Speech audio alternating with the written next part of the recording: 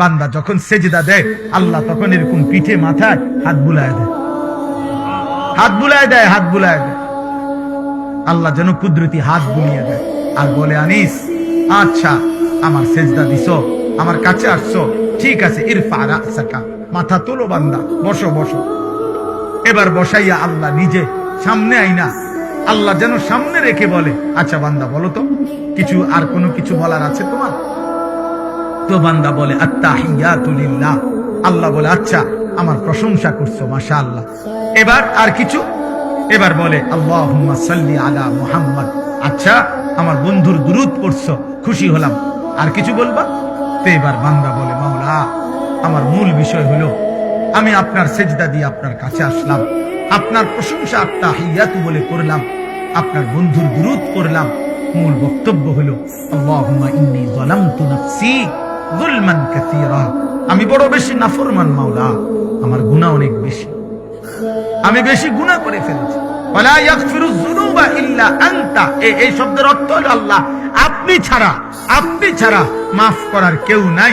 তাহলে আপনি, এ কথা মানুষ বলে সামনে মুখোমুখি ব্যক্তিকে, সামনের জনকে বলে আপনি, বোঝেন নাই আমার কথাটা?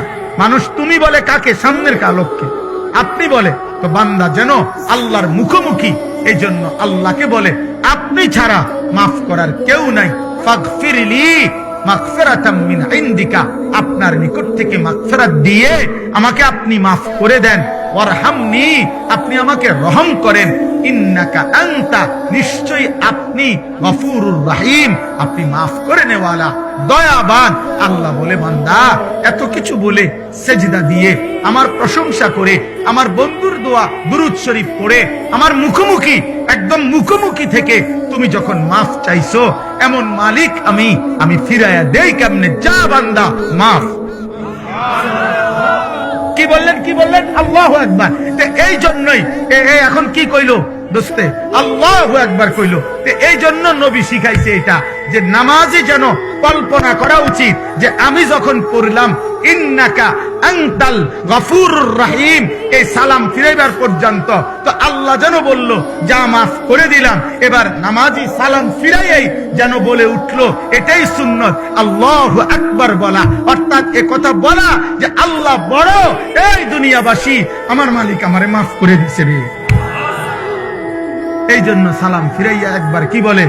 আল্লাহু আকবার, আমার মালিক বড়, মালিক আমারে মাফ করে দিছে। আমি মালিকের কাছে বসে কইছি আমারে মাফ করে দিত, আমার মালিক কইছে যা মাফ। এজন্য আল্লাহর নবী সাল্লাল্লাহু আলাইহি ওয়াসাল্লাম বলেন, ইয়ামহুল্লাহু বিহিন্নাল খাতায়া, 5 ওয়াক্ত নামাজের বদলায় আল্লাহ তাআলা বান্দার সমস্ত গুনাহ মাফ করে দেন, সব গুনাহ। চলো বাবা ইনশাআল্লাহ সেজদা করব তো ইনশাআল্লাহ, নামাজ পড়ব তো ইনশাআল্লাহ।